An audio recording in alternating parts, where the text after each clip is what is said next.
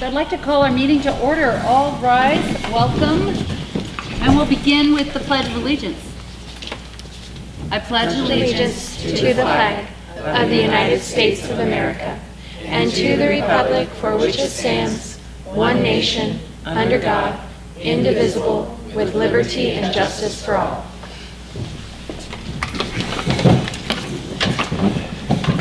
As you can see, our Vice Chair, Trustee Williams, is at a work meeting down in Boise, so he is not here, but I will take a motion to approve the agenda.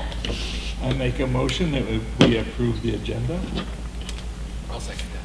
Moved and seconded. Any discussion? All in favor? Aye. Aye. That motion passes, and we'll go right on. Do we have anyone for public comment? No. Okay.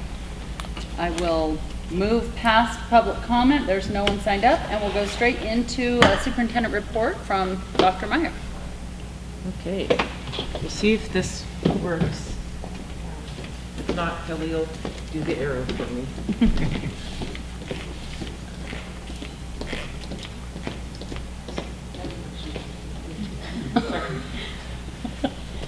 Okay, welcome everyone. We had our first week of school. We're into our second week and it's been amazing, so I'll show you a little highlights. But first I'm going to start with the transition plan. Just put the batteries in this. So I'm going to talk about the transition plan. As you know, there are 5 goals, and I'm going to hit on 3 tonight: the LPOSD strategic plan, district safety task force, and a comprehensive and collaborative communication strategy. So I'll hit on those 3 and give you a quick little update.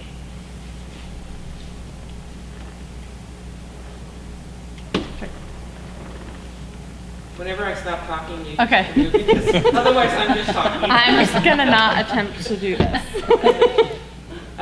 So the first one is, I just want to remind everyone, the public, hopefully people got, I brought you a copy and you probably received one of the postcards. Thank you to Kristen Hawkins, who is our community relations liaison.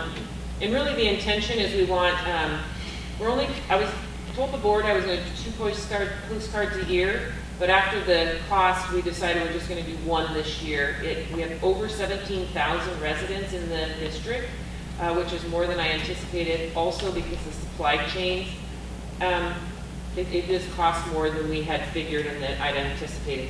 So I'm only going to send out 1 postcard this year, and this was it. And we really want to get a lot of input from the community on where we're going in the next 5 years and beyond for our district. So this was an invitation for everyone and anyone to show up. Next Monday, we'll be at Sandpoint Middle School in the lunchroom, the cafeteria. On Tuesday, we'll be up at Clark Fork in the gym. And then Wednesday, we'll be at Sago Elementary in the gym/cafeteria. So hopefully everyone in the public, as many people as possible, can join us. And it'll be a wealth of information, and then the survey will be there. I'll have paper copies for those that don't like online, and then a QR code, and people doing that online as well. So it'll be really nice if people come and we have a lot of public input. Okay, so the next, I'll update you on the next, this was the copy in case anyone didn't get it in the mail. We've had a few people today that said they hadn't received it yet. It all went out at the same time, but you know how sometimes the post office. So yeah. They did, hopefully you received it. And so the second thing I'm going to update you on is a quick update on the District Safety Task Force. We are continuing to meet on Mondays, and then we're going to go down to just once a month from now on for the rest of the year. But these are the things here that we had promised the board we are going to do before school started. Everything was done except for the things that are in light yellow, and the reason they're in light yellow instead of heavy yellow is these are all almost done and they're very close to fruition.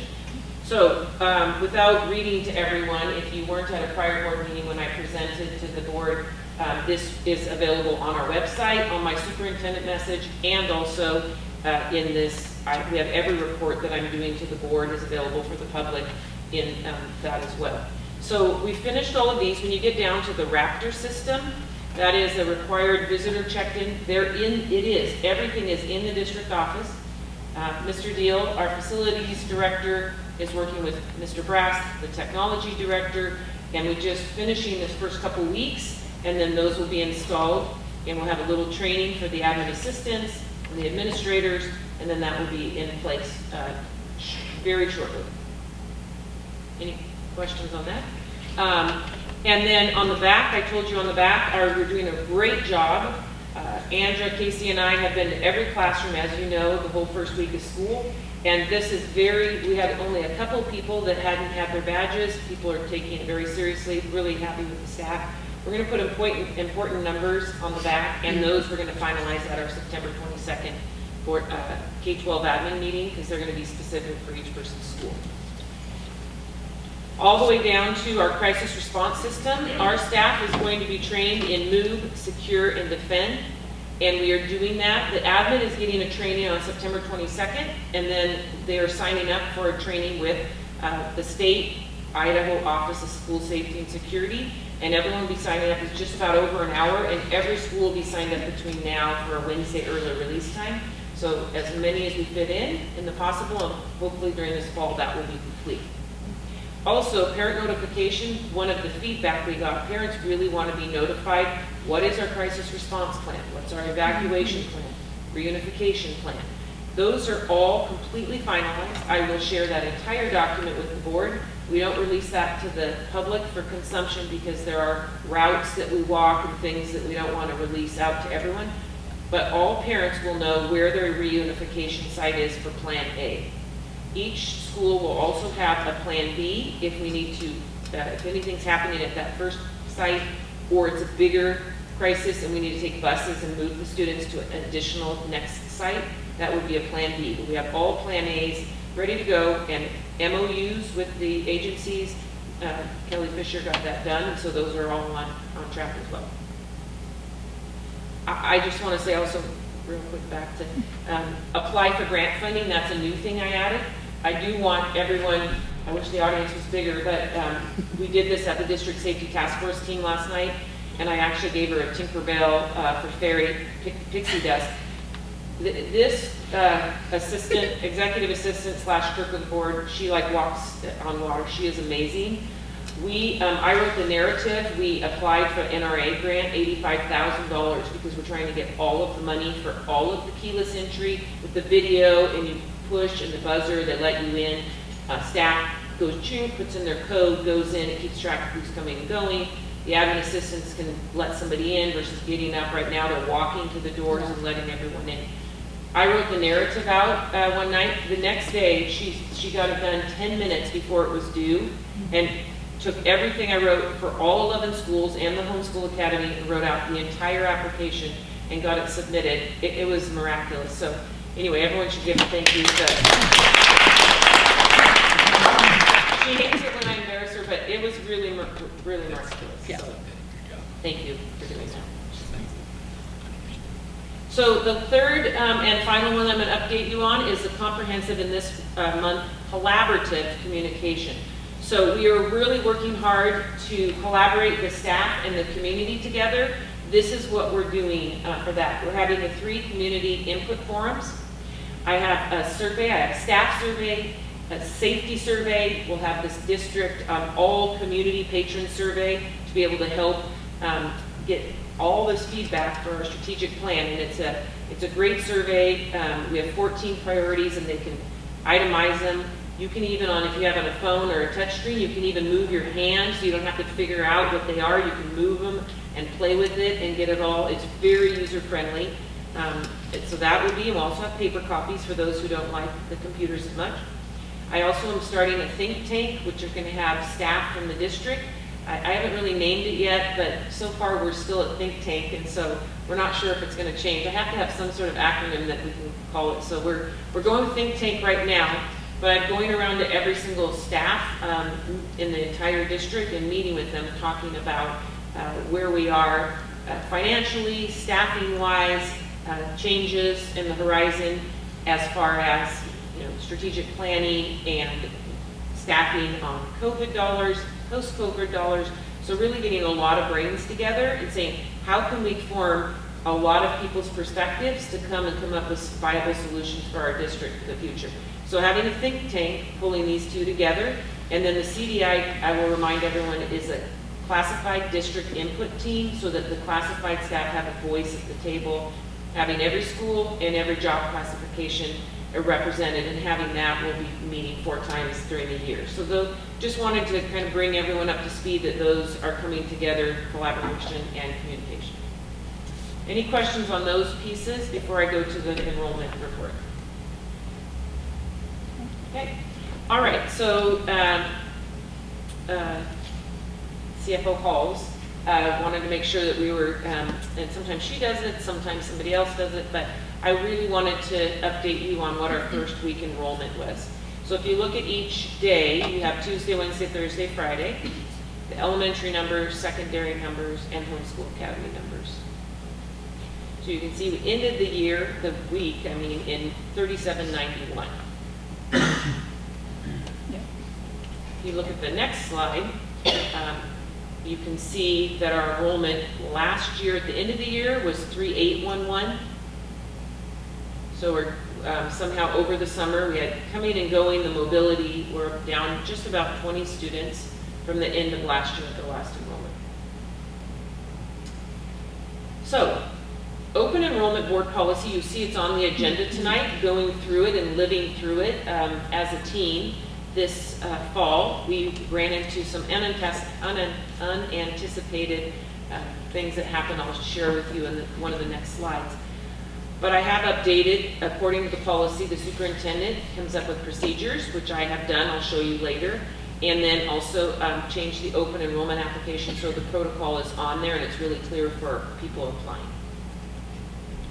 So the annual report, according to the board policy, I need to let the board know on open enrollments accepted and denied by school, reason for denial, and then any unanticipated results of the policy. So I'm going to report on those 3 things to you right now. So these were our totals. Approved, denied applications in district, and denied out of district application. And open enrollment. So per school, these were approved and denied. I'll just give you a second. Oh, sorry. No, Okay. if you want to. You can see that there's several at the Lake Ponderay, Sandpoint Middle, and Sandpoint High School. 0 denials. We grandfathered in that there's high school credits, there's high school sports, and also as you go through, if you're up into the secondary level, we decided we were going to grandfather in those out of district applications. So those are 0s. And we just only have one that came in late and has never been here before, was a denial for Clark Form. So. And feel free to stop me to ask questions along the way if you'd like. Thank you, Kelly. So the reasons for denial is overall district enrollment, looking at our entire capacity of the district, looking at our class sizes, balancing class sizes. I did update the board, but we had, for just one instance, we had a first grade classroom with 32. And then another school that had first aid classrooms of 13, 14, and 15. And so really, as you know, teaching reading is one of the very most important things we do. We needed to, as a group, balance class sizes. So having out of district or people moving zones that were going to create further disparity in class sizes wasn't appropriate. So that was another reason for denying. This other one I also explained to several people, taxpayer locality. What that means is, when you live in our school district, you have a tax rate that you pay for our school district that is on their taxes to live in this district. People that maybe live in surrounding districts have a different tax rate based on where they live, where their school district is. Now that doesn't mean that we can't let people in, but there is a disparity between the difference in tax rates. And one thing I want to be very cognizant of as we plan for the future, and we know there's been a lot of growth in our area, is I really want to plan for making sure that our taxpayers feel like their taxpayer dollars going to our district is keeping their class sizes at reasonable amounts, the quality of teachers in our district. We do have higher retention here in our district, and we do have great recruitment because our pay scale is above what some of the local districts are. And I feel like the local taxpayers are paying that tax rate knowing the benefits that they get and they receive for paying that tax rate. So I want to be very cognizant of giving our local taxpayers and feeling like that's what their money is going to. Then the last one here is grandfathered returning unless additional resources. So we did make a decision to grandfather folks, families that have been here. And it says right in the board policy, unless it costs additional resources, again, because that would cost our local taxpayer dollars coming from outside, from students coming outside the district. And then it may also cause imbalanced class sizes where they want to go, and that could be a denial also. So that's new information. Do you have any questions about that at all, any of the board members? How did that work out with balancing class sizes? Well, I'll show you. That's a great question, Okay. Trustee Peters. So I'll go to the next unanticipated results of this policy. So the lack of notice to families, and I take full responsibility. I started on July 5th, and I didn't, again, this is just when you don't know what you don't know type of scenario. I didn't realize that we didn't do this ahead of time, so this is my first time going through it with this team. And so I just figured that we were having these conversations about, and then, oh no, we haven't done this report. So we had whiteboards, which I shared with the board, of copies of all the class sizes and what the class sizes and balancing and where open enrollment applications where I saw that it looked kind of messy. So we did that a couple of weeks before, and we're like, wow, next year we definitely will start earlier, which will not create, then we'll have anticipated results. We'll be able to start earlier. And we get through, by the time we got to the week before break, we did have to notify some families, and it was a little bit, we should have done it earlier, and I take responsibility for that, just not knowing what the process and protocol. But I will reinforce to the board that we will have better communication. We'll be out in front of it next year, and the entire team is really liking the discussions and the transparency we have with the process, so I know it will be better next year. We had to move, which I did share with the board, and it's not common, it's not going to happen, you know, but we did have to have lots of discussion on that Friday before Labor Day weekend, which is the first day of school. We had a very disparate class sizes, like I mentioned to you, and we did as a team work together and decide what was going to be best for the mission of the district, which is to make sure every student is growing in every environment every day. And we as a team decided we were going to have a teacher move from those smaller class sizes to Southside and be able to move that 32 first graders into 2 16s, which is vital for teaching reading to our little kiddos. So we did have to move a staff person, which hasn't been a recent precedent to be able to do. Everyone's happy now, everyone's okay. We did a lot of follow through. Andrew Casey and I took flowers and apples to the people the first day of school, thanking them for all that they did.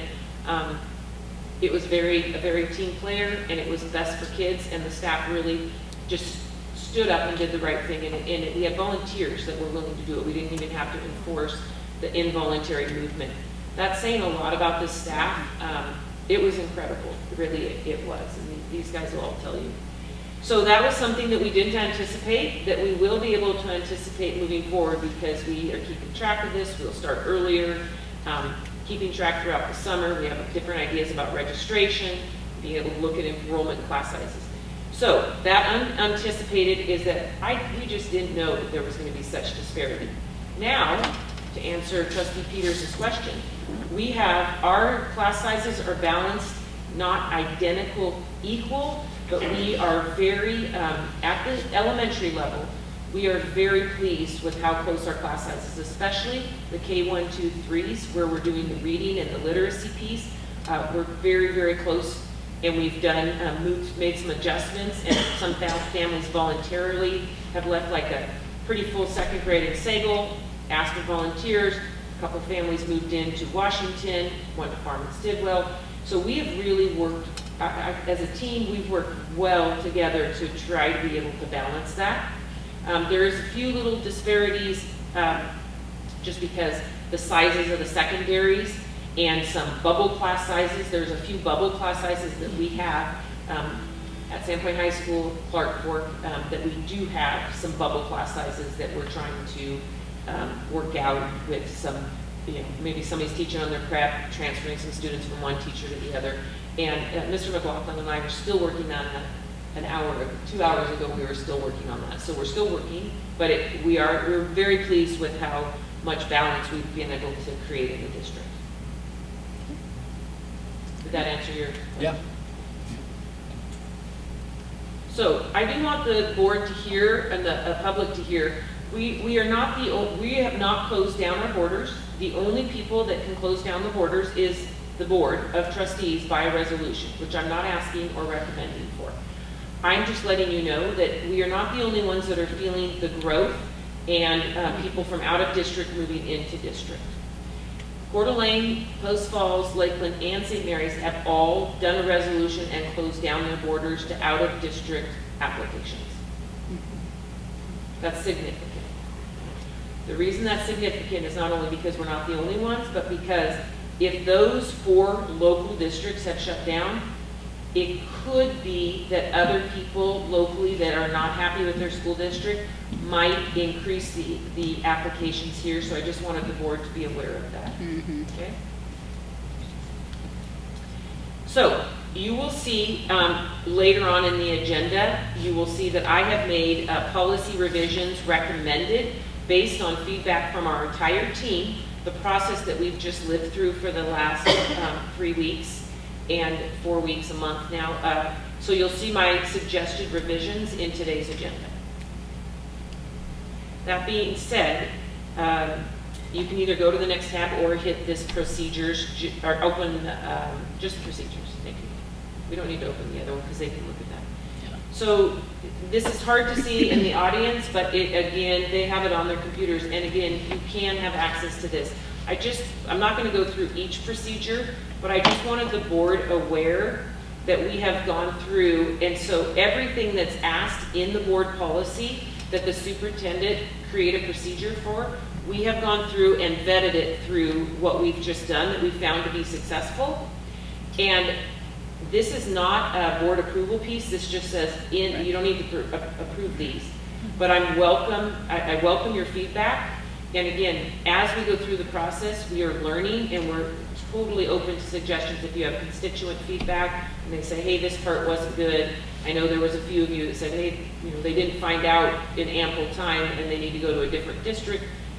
So we realize that creates some hardships for families, so we are open to any suggestions. But on your own, I would like you to read through this and see what the procedures I've come up with, our teams come up with, and then if you have any feedback, I'm happy to have that. Yep.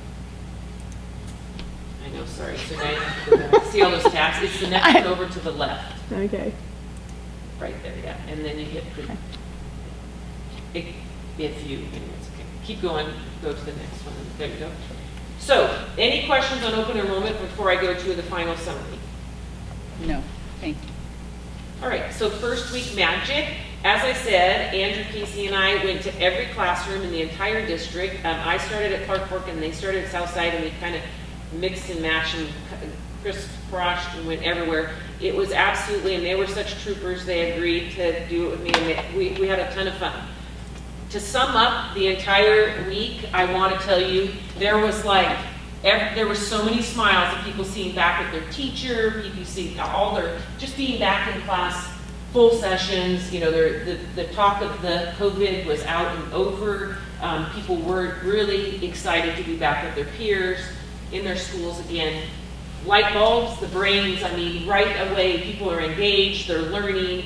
They definitely did some pieces of getting to know you, but there was just so much already math facts and fluency and different things going right off the reading. And right off the bat, I was just highly impressed in my first week back in the district. And then loved, the teachers here, they just love on their kids so much, and people were it was just absolutely the compassion for kids and everybody getting back together. And then it's creating, in my opinion, just this huge, bright future that we're headed to, and that's the sun. So that's the symbols for those. The hieroglyphics. And I won't belabor on these pieces. I do want to say this: every child is a story yet to be told. that really resonated with me and everything in the district. Like it's like every child, when you talk to staff in this district, it's like they really do believe that this is a story yet to unfold, and they're growing and blossoming. You see it in every classroom. It's absolutely amazing. So these are some of the people things. I will point out that Mr. Miles faced his fear. He's allergic to bees. Definitely allergic. He has an EpiPen and everything. At Lake Pend Oreille, he went out and he faced his fears and showed to the students, and he went out in the bee catching. He's doing they have bee hikes there, and I was so proud of him. I don't know if he's here tonight, but everyone should say, good job, Mr. Miles. So. There you go. And then real quick, you can just quickly go through, they can look at them later, but these are just other engagement pieces you can see. This is all the first week. There's just so much, just right into it. It's just amazing. Okay.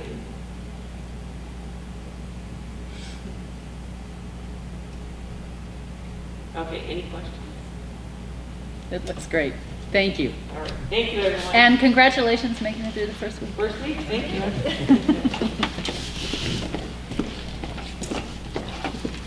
So at this time, we welcome a presentation from Homeschool Academy. We have both Andrew Murray, Director of Teaching and Learning, and our program coordinator, Alyssa Conical.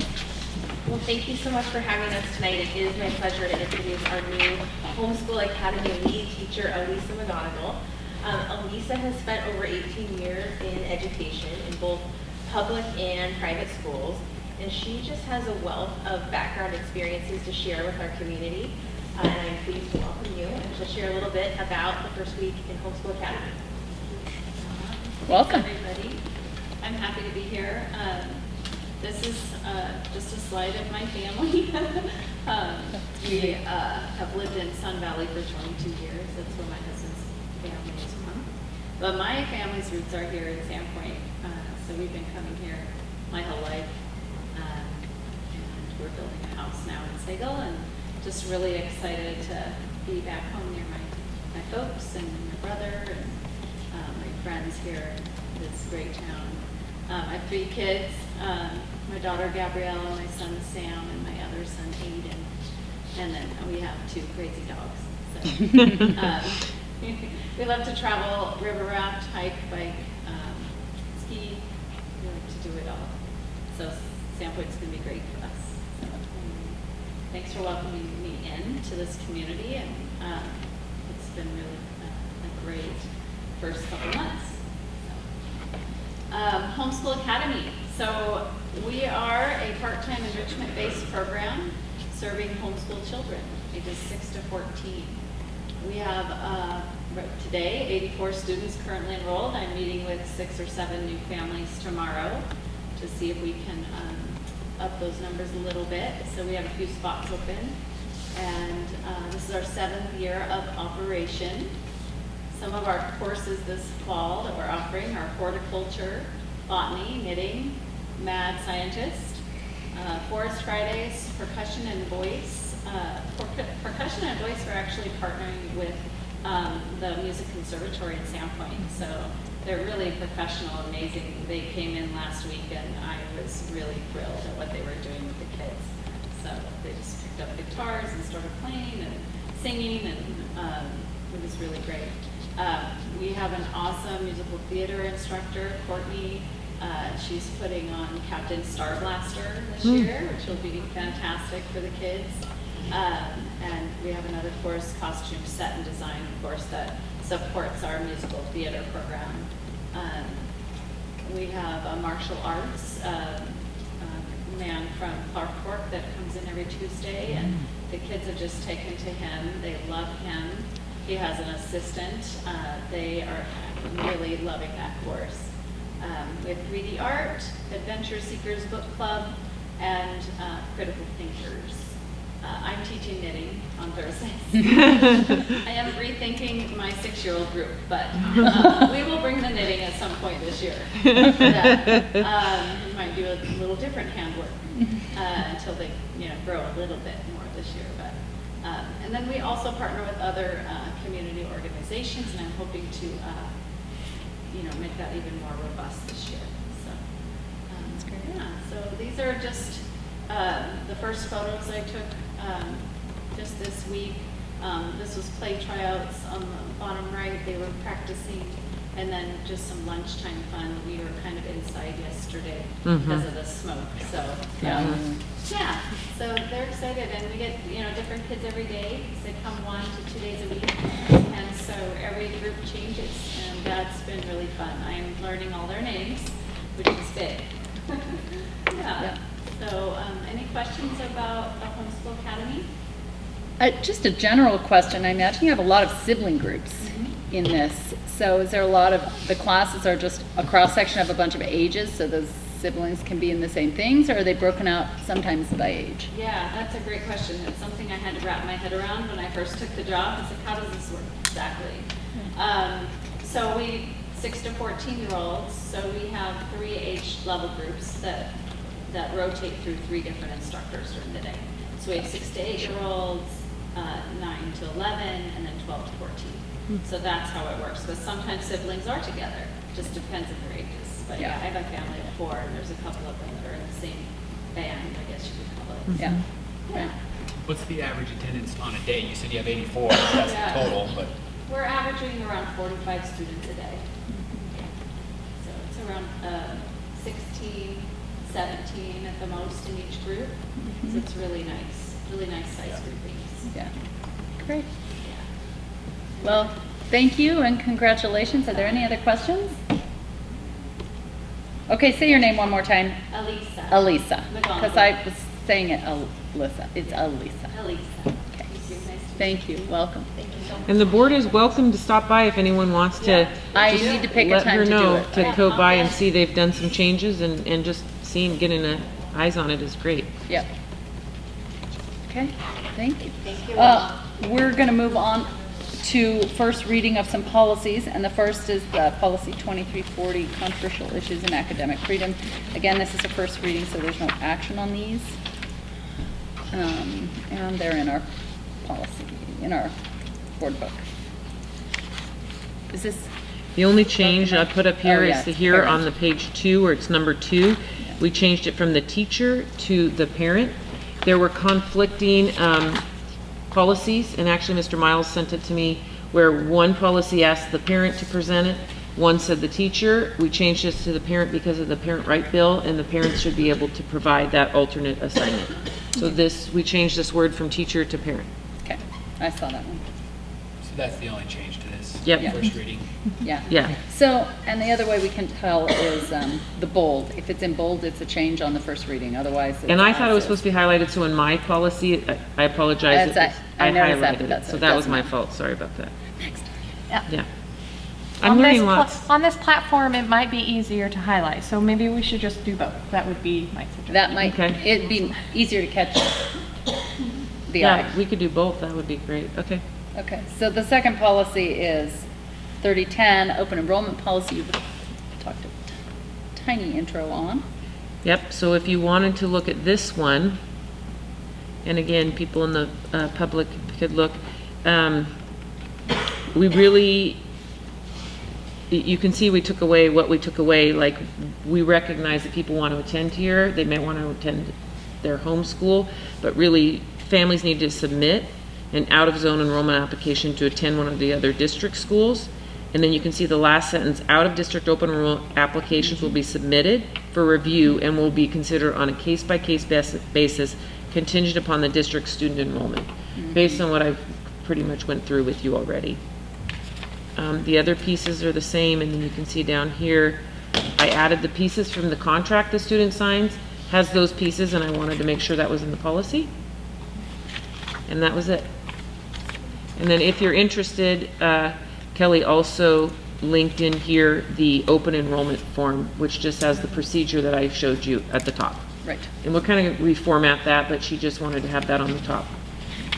So at a first reading is the opportunity, if there are any, if anything catches your eye or you see any misspelling, Yes. I did Early. not catch anything. I didn't. And then Dr. Jansen is here for the next first reading, which is the use of restraint, seclusion, and aversive techniques for students. Policy 3345. So if she could come up to the podium so that,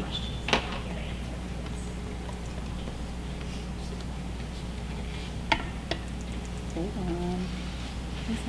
We do get a lot of questions about this, so Dr. Jansen's here to talk to you a little bit about the policy if you should want to ask any questions. So when I was looking at this one, There was a guiding document, a guideline document done with it. Yep, and it's here. We instituted before looking at this. so I hardly saw any changes except some titles. So Chair Lewis, this is a brand new policy. Oh, We do not that's have why I this was one. like, there's only like 2 bolded items in this entire thing. Thank you for bringing that to my attention. New, the whole thing's new. The only thing that I saw was under definitions, we have restraint, seclusion. I'm wondering if we want to add aversive in there as well, since it's all three. Do we want to add aversive in there as well under the definition, since the other 2 are? Just that would be my only policy. Because it's in the title is what she's saying, yeah. Yeah. Is typically when we have new policies, it originates out of, If you, Dr. Jansen, if you would like me to share with the board. So this policy was actually brought forward in 2019, so right before COVID hit. Of course, we put it on hold, and there was a very thorough review from the Services with Exceptional Children with Dr. Jansen and her whole team. So they reviewed this policy. It was derived directly out of ISBA model policy. And then we're just presenting it to you now. But In 2021, we implemented the guidelines for physical restraint and seclusion, because at the federal level, what was known in 2009 is that there actually wasn't any guidelines. And even though these practices were being used across the nation, there wasn't any federal guidelines. And so in 2009, through research and study, they came up with the guidelines, and that's the guidelines. This is the document of the guidelines. okay. So this is a separate document that we created that will go along with the policy and specific to the Lake Conroe School District. For instance, in the guideline That's document, essentially the procedure, well, it's, Kelly and I talked about this. I like to call them guidelines because it outlines practice, and for an individual who is going to, we'll say, use physical restraint, which is the last resort, and seclusion, all of our staff, they go through what's called CPI, Crisis Prevention Intervention, and so they go through our process of learning how to de-escalate first, and it's only in the event that the student becomes unsafe to themselves or others that maybe a hold is used or a restraint, or and then maybe seclusion. So like last year, in calculating, we had, with seclusion and restraint, we had 128 incidences in this district. So, with one of those students, who's very hot, he bites, he pulls hair. The seclusion we use is more for sensory, to de-escalate him, and he's only in that seclusion area place for like 5 to 10 minutes when you look at the time frame. So it's not that much, but we do document it. And she did let me know when we've talked that parents are involved on the front end of all of this discussion. This is not an afterwards parents are involved in the discussion on what is going to work with their children the entire time. So if they are on an IEP, an individual education plan, the parent actually comes in because we do have what's called a safe room, and the parents go through the procedure that we use with the children. They can provide us a yes or no. We do write it in the IEP. If the parent says no, which we have had parents and they have that right, then we come up with a crisis safety plan that they are involved with. And like I said, again, particularly with either restraint or seclusion, and it's the last resort, we've moved all the kids out, and it's only in the event that they are going to hurt themselves or someone else. So I would imagine that, and that's the reason I asked about procedure versus guidelines, that we would be approving the policy itself and leaving the actual Guidelines to their. guidelines Yep. in your hands. So I only have one editorial comment, that this would be page 1 of 4 on. I've oh. already have that circled, Chair Lewis, because I did catch that already, so. I wanted my to be the apologies. first one to say something here. I think it's also true, you know, although I'm standing up here as the Director of Special Services, this is a policy and the guidelines are for all students.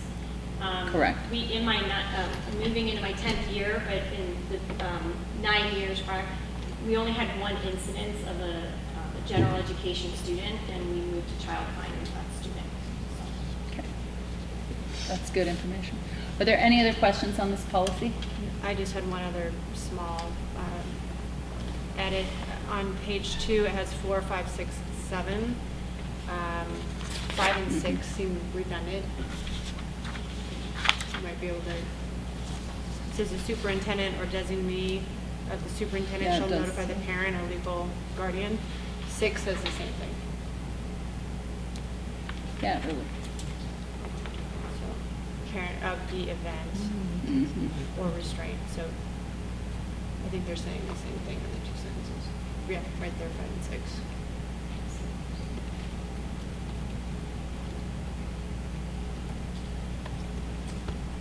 That was my only other. I think she's saying 5 and 6 could go together. So we'll, Yeah. yeah, we'll do that for the So next. Yeah, I that's just made a something, note of that too. Yep. that's something that could come back at, Yep. at second reading. Mhm. Okay? Thank you very much. At this time, I'll move on to consent agenda. I'll hear a motion to approve the consent agenda. I'll Don't make a everybody motion yell. to approve the consent agenda. I'll second. It's moved and seconded. Is there any discussion? All in favor? Aye. Aye. That motion passes. So we do have board action items, and the first is a continuous improvement plan, CIPs. And So I'll turn just, it over. yep, to remind the board, this is one of the board duties, to approve the continuous improvement plan for the district. It's a required state model. This is their template. So it's information, and thank you to Mrs. Murray, who has done the lion's share, pretty much, she's done all of it. Yes, she has. But we did have, we three have talked about it at length, but it uses, I just want to remind you as you look at it, it uses a cohort model, so she has developed it so it follows the students, and you're Yes. able to look at growth from year to year. We're really trying to, again, come back to one of our goals this year is to address the unfinished learning gaps. And so what we've done is, this is what this model will be able to follow with our cohort. And then reminding you that Andrea and Casey will be coming back and presenting evidence of learning and data in the winter and spring to show you growth with our students in the different measures that we use. So you will have more detailed district data. This template does not allow you to use every single grade level, so it's really not as comprehensive or as useful as we would like it to be. So just letting you know that that will come, and if you have any questions, we can certainly answer those. Did you all have a chance to look at this beforehand? It is familiar in the sense that it is the metrics we look at every year. Is there any questions? I will entertain a motion to approve the continuous improvement plan as presented. I make a motion that we approve the continuous improvement plan as presented. I'll second. It's moved and seconded. Any discussion? All those in favor? Aye. Aye. That motion passes. And we have a second item is the City of Ponderay easement proposal. Yep, Kaylee Miller, and I saw her. Yep. She had a wonderful principal. Counselor. I always keep saying I was her Something. principal, but she looks so young. I always keep thinking I was your principal, but I was your counselor because you're older. So I'm going to bring this up, and it's a PDF, so it'll kind of roll through, and you just look at me, or when you stop talking, I'll just move to the next one unless you tell me otherwise. You bet. Do you have a pointer of any sort, or should I just put my fingers? You point, ours quit working, so we're not quite sure. The batteries were just changed, but we tried it earlier before you got here, and it's just not working quite well enough. I will So, point on the screen. okay, let me bring this up.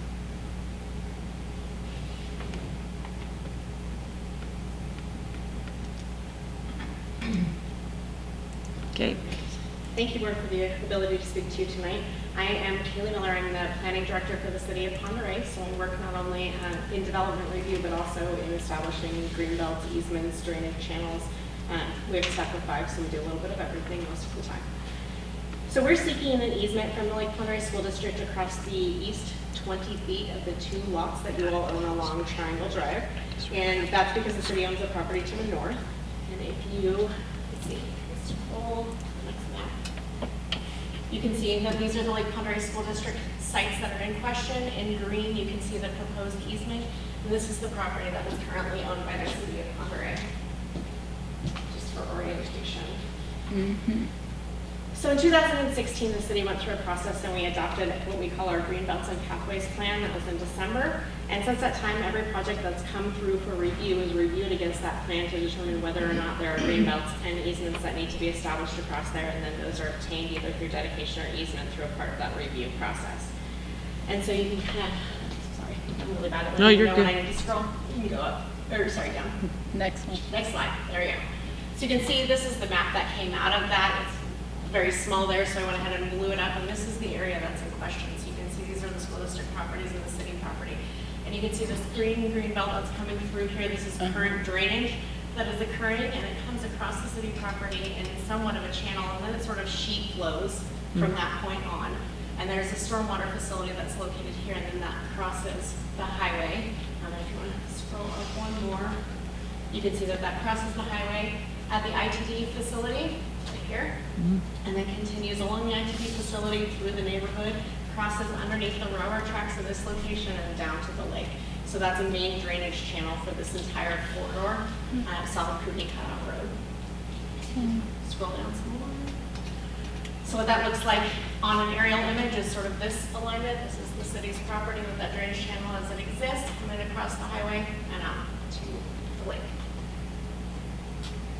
So today we have collected all of the pieces of property that are needed from the school district piece to the north that were undeveloped between Kootenai Cutoff and that location. And now we're working back to try to make those connections so that we can start into construction. And currently the city has been working with a neighboring property owner to the east, and you can see these red areas.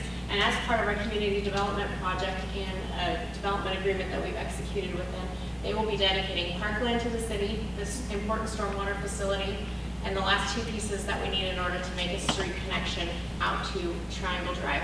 So with those dedications coming into play, this is becoming a priority for us, because if you see this street connection, it's just to the north of this site. With the city owning this property and that drainage channel being in place, as part of that stormwater management plan, we can now look at improving the drainage all the way down to this facility.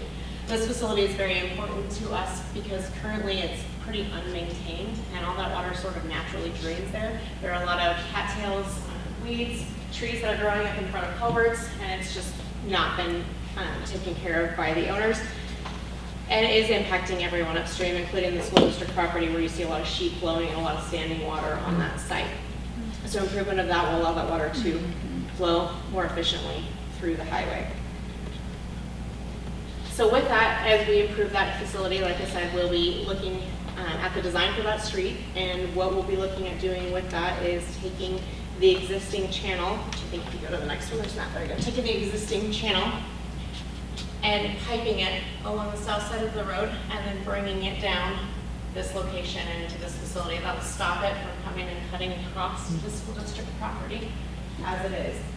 And in order for us to do that cost effectively, we'd like to be able to do those 2 things at one time, if possible, if the easement is granted. So we would start then by clearing, the areas for the road and for this drainage. So you can see we've requested that easement all the way along the backside of the school district property.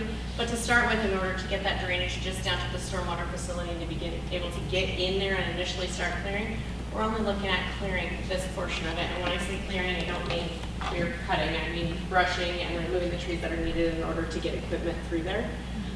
I did receive a question when I initially talked to Lisa Howells about why this could not be accessed through the apartment facility where they're dedicating that space or along their backside. And you can see that this existing apartment building obstructs the access from that direction.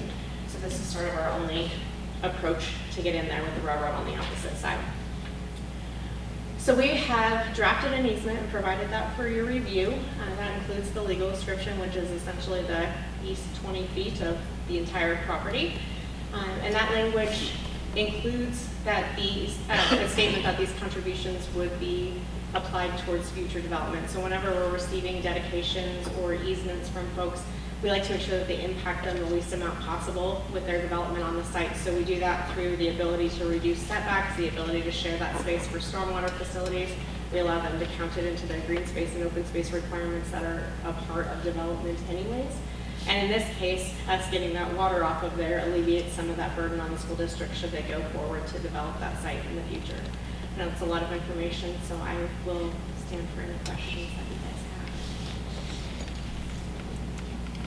have. So looking at the actual easement document, reading this stuff is more Lonnie's expertise than mine, but made me realize that there's a lot of technical terms in here that who has reviewed it from the district office to? Mr. Deal and Oh. Ms. Halls, both CFO Halls and Director Deal have both walked it and reviewed it with Kaylee Miller. And it meets everybody's expectations? I'm not opposed to granting the easement. And I'm not an attorney. We've discussed what the impact would be just immediately to the staff and the long-term impact. And the city has inserted this last bullet, which if we were, as she said, to develop that, maybe some housing for staff or, but I would have somebody that this is their business review it before we move forward and gave the easement to the city. Just not that we think anything's wrong with it, but no one within the district has that professional lens to review it. Right. So I know it's a lot of language, but the important part is that last sentence of that first paragraph that says it's the east 20 feet. All of the parcel 1 and parcel 2 descriptions are just an exact copy out of your existing deed.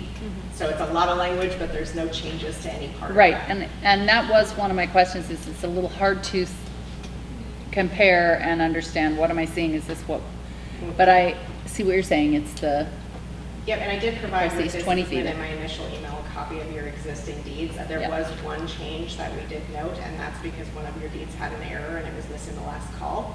So we added that back in to correct it. thank you. But that's the only change. And then that last paragraph there is subject to the commitment from the city of Ponderay that dedications made at this time will be applied towards contributions required at the time of development. It's just to ensure that if I'm not here, whoever follows in my footsteps would need to abide by that as well. And so it puts it in that legal reported document. Okay. Are there any other questions? So, I mean, I haven't read through the details of the paperwork after this, what you presented here, but are you saying that easement, if we grant that to the city, it's not usable other than green space? It's just... It would already be required to be a setback, so it wouldn't be something that you could develop over or place buildings on anyways. And with any sort of commercial development, the city is able to improve all the way down to a 0 setback. So typically in a case like this where we've received that dedication, and that's what that last paragraph is about, we authorize those setback reductions so that you're not impeded further in your building envelope. Right, so basically it would be a no change as far as It'd be the... a wash. I did have a question. On page 9 of your presentation here, it's highlighted the green part that you're requesting that, right there, go back. Oh, yeah, either one of those. You're requesting that whole green strip, correct?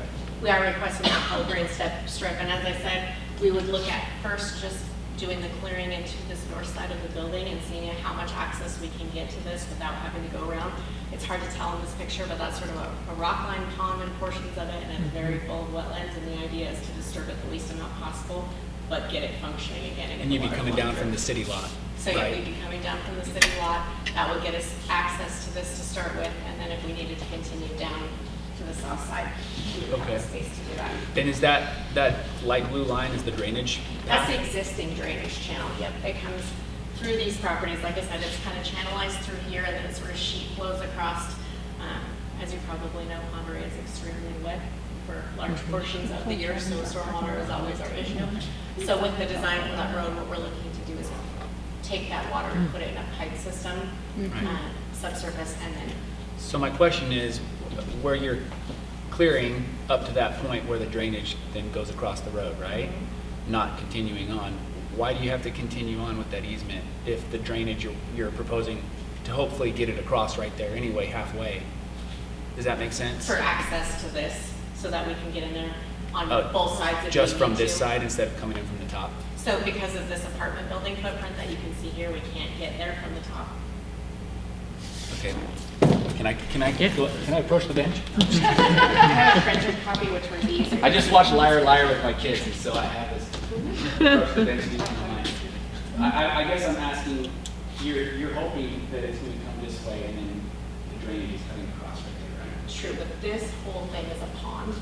It's a stormwater facility, so I kind of drew that in just to show the direction of flow, but the water right here dumps into a pond. So if we're bringing pipes down and then hopefully going to take it across, why do you have to have this? Because if we come in, and this is, like I said, the attempt is to come in from here, but if we can't come in from here without destroying all of this to get to the necessary culverts that are down in this location before they go under, we'd like the ability to then come down the rest of the way and access from this side.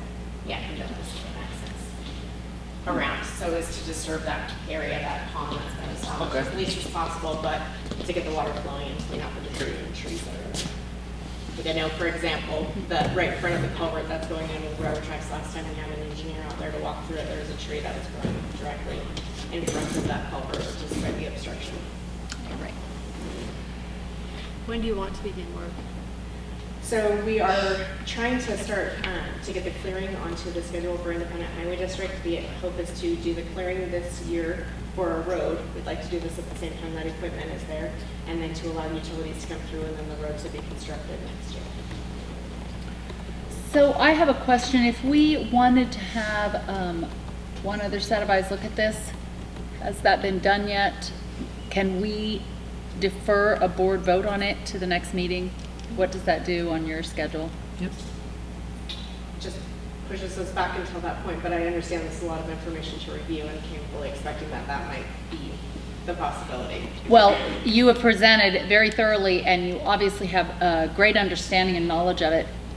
It's just like I feel a little out of my depth approving something that's not in language. And just like my experience, typically when a city and a school district work together, they both have attorneys that have already done it all. So with the board's permission, if philosophically nobody has objection to this, again, your discussion, and then our district's attorney said, yes, this legalese is all great, it's fine, you're protected, that wouldn't take more than a couple days. If the board gives permission, pending district attorney approval, I could certainly then pass that on. Like that. And I feel comfortable with that route, because I don't object to what you've presented here.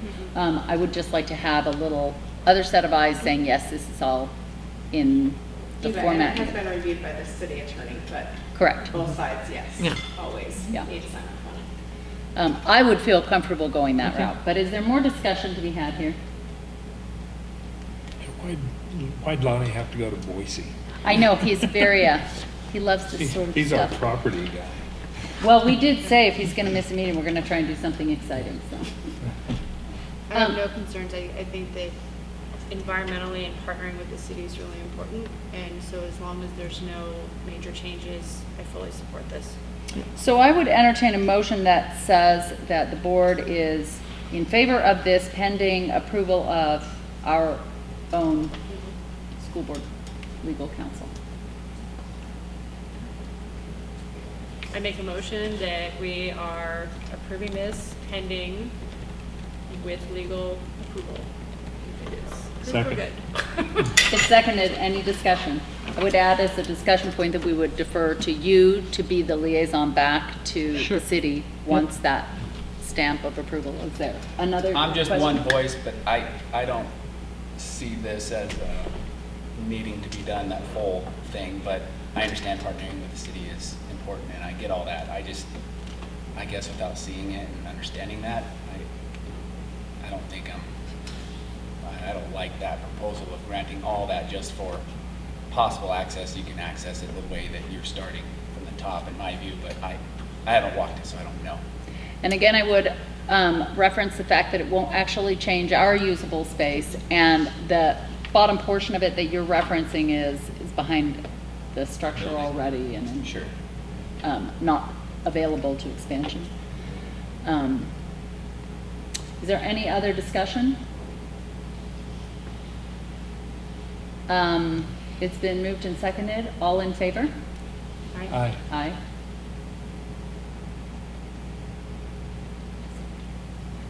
Any opposed? No. Oh, yes, I'm opposed. Nay. Okay, that motion passes. Thank you very much for presenting. Thank you. Thank you for your time. Yep. We do have another couple action items. One is the calendar changes for 22-23. Yep, so the calendar changes, let me bring that back up. So the calendar changes, we have two reasons that the calendar is coming back to in front of the board. Number one is in March. We'd like to change the student-led conferences to March 10th. They were scheduled the week before on March 3rd. We have, Ms. Murray has written a PBIS grant, Positive Behavior and Intervention Supports, which helps with behavior, and it's evidence-informed program. All the schools in the district are using it. They've already been to the week prior to staff coming back. All elementary schools have been to training, and the second part of the training is happening for all elementary schools on March 3rd, which would be difficult to do student-led conferences. So that's one, is moving that to March 10th, which is right here. And then the next one is here on April 19th, and Mr. Miles is the new principal at Lake Conneray, and in meeting with his staff, their staff thought it would be great to be able to have their parents come back in for a spring parent-teacher conference and check in on how the students are doing in the spring, since they're on a 4-by block, meaning they finish 4 full classes for the year. First semester and second semester are 4 brand new, 4 different classes. So this is really important for them. And we did even talk to Mr. Smith, Brian Smith, LPOA, but this might be something we might bring to the board for next year, because it makes a lot of sense to be able to have that check-in with families on the 2 times. Yes. So that's the recommendation. Okay, so I will entertain a motion to approve those 2 changes to the calendar for 22-23. I'll make a motion to approve the calendar changes for 22-23. Second. Oh, it's a tie. Really got it. Any discussion? All those in favor? Aye. Aye. Aye, that motion passes. Thank you. So we have before us quite a few second readings of policies. These are ones we've already seen, and each of them do require a motion. So I will just remind the board that D1 and D2 both are just because the term Procedures. secretary is in there, we changed it to admin assistant. And point of order that procedures do not need motions, and so D2 is a procedure only. yeah, that's correct. We have, Thank you. we are just approving the policies, not the procedure, which is the policy number with a P. So I'm still pulling up the first one. Sorry, board book and I are battling over here. Here we go. Okay. Is there any further comment on this? If not, I will hear a motion to approve policy 1200 annual organization. I'll make a motion to approve policy 1200 annual organization meeting as presented. I'll second. It's moved and seconded. Any discussion? All in favor? Aye. Aye. We'll go to we're skipping the 4210P. It does not require any action on our part, and we have seen it. And I will move on to 4330, spectator conduct and sportsmen, et cetera, et cetera. I So make this a is- motion that we approve policy 4330, spectator conduct and sportsmanship for athletic and co-curricular events. And, let me hear a motion. Second. Second. It's moved and seconded. Any discussion, Dr. Meyer? Well, I just wanted to remind the board that this was tabled until I integrated the patron. So we went out onto the website and sent it out for parent and patron comments, and that's where this new language is coming in from patron and parent comments. So if anyone has anything to say, we certainly could change it based on board input. Could someone, I do have a question. Could you point out to me if it's in there and I'm missing it? Who makes the decision to remove somebody? What on-site person? Does it say? It's whoever is the administrator in charge of that event. Should that be in here if I'm missing it? It's in the It'll be in the procedure, which is procedure. that next one. Procedure. Okay. Yeah. Which is how the policy is carried out. So Okay. that is the appropriate spot for that detail to be, but we can look at it next. We can pull up the procedure right after this. Are there any, it's been, where am I in this? We're moved and seconded, right? Yes. Yeah. We're still We're in discussion? Yep. Yes, Okay. we're in discussion, Good. sorry. I mean, I like it, and I have a little bit of fear from it, just with our world and accusations and false accusations and people being thin-skinned to some degree. Not saying it in every case, it's probably more rare than not, but I mean, I referenced just one example of a false accusation that went viral of the Duke volleyball player like 3 weeks ago who accused some fan at the BYU game of being racially charged against her, and he got booted, banned from all BYU stuff, and it was false, found to be false, but the damage was done. So I guess I just have this fear of this becoming potential for something to be carried out without due process, I guess, in a way. I don't know if that makes sense. Or Well, and I don't know if you've had a chance to review the procedure, but the procedure will be if they have to ask the patron, the spectator to leave. That's the first step. They will then meet with the patron, with the principal of the school as a first step. They will also then, next step, then Mr. McLaughlin would come in as a district level. They would meet with them if and the next step would be the superintendent, and then it would go to the board before it would be anything where people were permanently not allowed to go. Right. So it has to go through 4 steps before it would even get to that spot. Sure. And again, I will remind anyone who wasn't here when Mr. Knowles presented on this, we do have officials that are refusing to sign up to officiate games in Sandpoint because there's been, and again, I haven't witnessed it myself yet, or I shouldn't say yet, I haven't witnessed it myself. So I shouldn't say yet because hopefully it will never happen again. But that is concerning to me, and so I'm just trying to protect, by supporting this, I'm trying to support the administration to be able to say to people, hey, this is a high school game. We need to have some level of sportsmanship and collegiality with our other people. So, I would just say, as from my perspective, it gives the authority to follow through on what we would expect of our patrons anyway, and it just allows the administrator in charge of the event to say, hey, I do have the backing of the board with this policy, so you've been warned. Policies get reviewed as often as need, and if there was a realization that, hey, this is allowed in some misuse that we didn't intend, it can be reviewed. There's no reason we can't review it again in a year. But it is the board's responsibility, it is in response to administration's feedback that this is a problem. And I'm supportive of the language as it's presented here.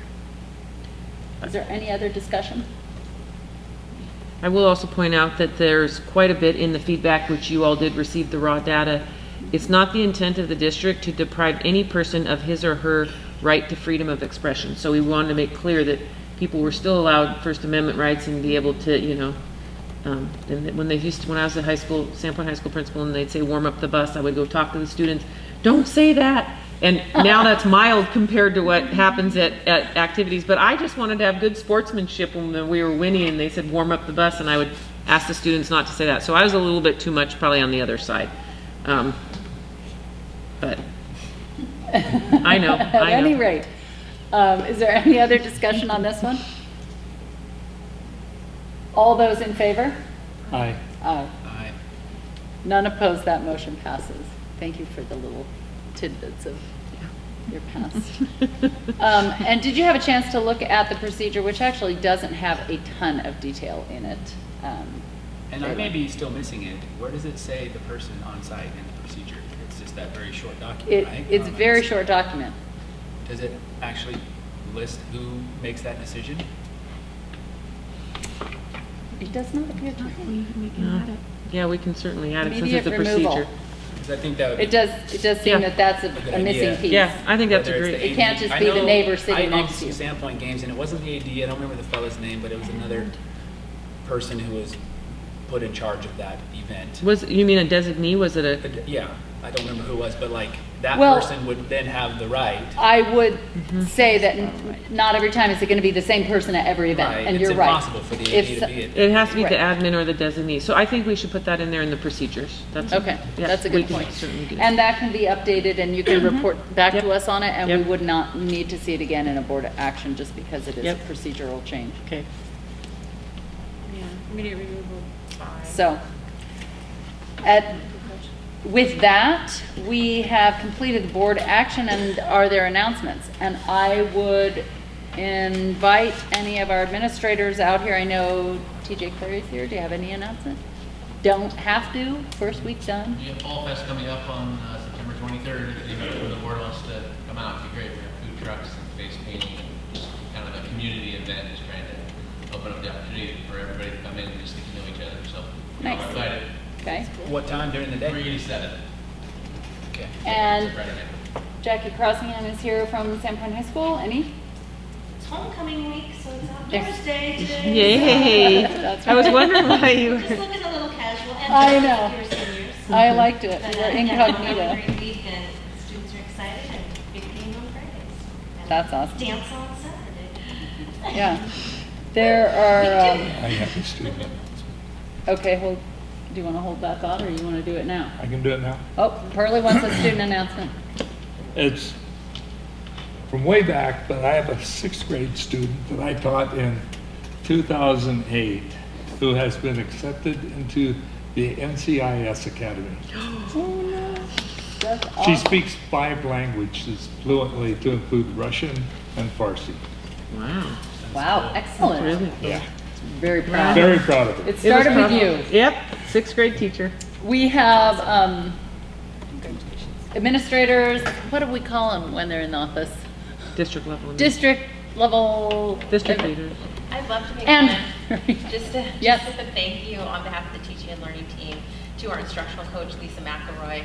She has done an incredible job in the first 2 weeks of school. We've gone to every elementary to do a mini professional development on the updates to the state standards in math, ELA, and science, and also launched our secondary science curriculum review, that pilot, and the feedback from the parents and the patrons has been really incredible. Her love of science, but also her level of professionalism and just being so prepared to kick off important things for our community. So we're just thrilled to have her on board. I'd love to publicly thank her for teaching and learning. I meant to be saying directors. That's the word I was struggling to find. Thank you. Adding on to that, we do also have a patron, thank you, Catherine, for, they're sitting on the science curriculum, and she was there as well, so she's in the audience. So thank you for doing that too, time well spent. Yeah. I have one as well. Just Yes. we have a couple of instructional coaches working in the area of technology this year, and we have a new student information system which is massive, and they are just doing an incredible job of working with teachers, working with administrators, both Dalton Hawkins and Nikki Masecki, and and they're just knocking it out of the park. And so they're I think I saw Hawkins always in that. helping all the time, and they are Great. doing an incredible job. So. Great. Dr. Jansen, any? We had a great first week, going into our second, we're excited. All of our new teachers, exceptional children teachers, were trained in our pathways to reading intervention. And so we're excited about that. We've had great results of that. Excited for all my teachers, excited to be back. Mr. Matt Deal? And our department's fully staffed right now. Really proud of that. Yeah. The small remodel at Northside is complete, and it's a beautiful space for the Northside and Joyce staff. The locker room project at the high school is great. The boys' bathroom has urinals, and the girls' locker room does not. So that's a good transition. Imagine The roof at the middle school is just a few little details from being complete. That was a great upgrade. And the child nutrition project has a few little details, punch list items, but this space is really working well for moving lots of hundreds of thousands of pounds of frozen food in and out. Great. And our preschool playground is complete. Oh, the preschool playground Yep. is almost complete. We still Almost. have one swing we gotta do. Well, thank you for all the announcements, and Yahoo, I will hear a motion to go into executive session. I make a motion to go into executive session as provided for in Idaho Code Title 74, Section 206, subsection 1B, to consider the evaluation, dismissal, or disciplining of, or to hear complaints or charges brought against a public officer, employee, staff member, or individual agent, or public school student, to communicate with legal counsel for the public agency to discuss the legal ramifications of and legal options for pending litigation or controversies not yet litigated but imminently likely to be litigated. The mere presence of legal counsel at an executive session does not satisfy this requirement. A second. I thought you were going to memorize that. Next time. Moved and seconded. Any discussion? Roll call vote. Roll call vote, trustee Peters. Aye. Trustee Sherman. Present. No. Aye. No, Trustee wrong one. Decker. Aye. Thank you. Chair Lewis. Aye. Thank you. Motion carries. So I would remind, we're staying here. Yes. I would remind everybody here in the room, sorry to hustle you out the door, but our executive session has to begin right away, and it's right here. Thank you for coming.